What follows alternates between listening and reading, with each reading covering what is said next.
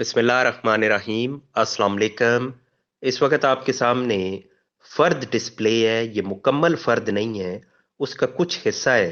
Basically सवाल ये पूछा गया है कि मुश्तरका खाते में मखसूस हिस्सा, ये जो अभी आपके सामने कॉलम नंबर 2 है उसकी मैं बात कर रहा हूँ। उसमें आप देखें तो लिखा है 2/2281।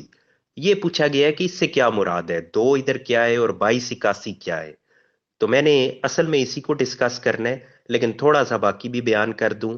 अभी जो कॉलम हाइड है, राइट साइड पे पहले एक कॉलम आता है जिसमें लिखा होता है नाम मालिक मा अहवाल, के जो मालिक है उसकी वल्दियत, उसकी कौमियत, वो कहाँ का रहने वाला है, वो यहाँ होगा मौजूद। लेकिन क्योंकि ये किसी का जाती फर्द है, इसलिए वो मैंने हिस्सा हाइड किया है। उससे आगे वाला ये है कि नोयत हकूक मालिक, के जो मालिक है उसकी क्या हैसियत है, उसकी नोयत क्या है। वो मालिक भी हो सकता है, वो मालिक कब्जा हो सकता है। मुर्तहिन आपको यहाँ मिलेगा, राहन मिलेगा। अब इन टर्म से क्या मुराद है ये क्योंकि काफी बार डिस्कस हो चुकी हैं, इसलिए उस डिटेल में मैं नहीं जाता। आगे है मुश्तरका खाता में मखसूस हिस्सा 2/2281।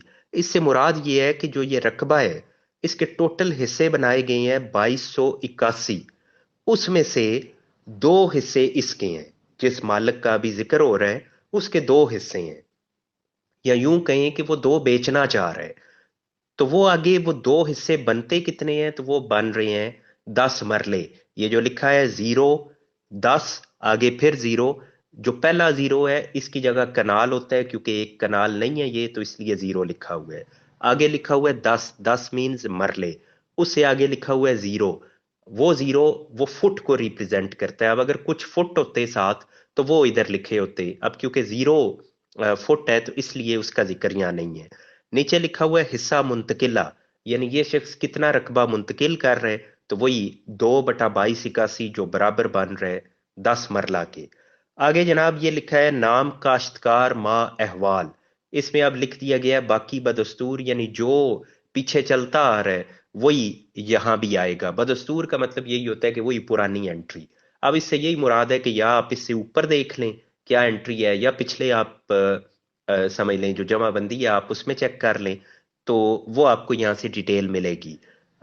यहाँ बेसिकली आपको काश्तकार का मिलता है कि जो भी इस रकबे को काश्त कर रहे हैं वो मालिक खुद भी हो सकता है। वो अगर उसने आगे रेंट आउट किया हुआ है रकबा तो उस बंदे का भी नाम हो सकता है जो इस वक्त उसे काश्त कर रहा है।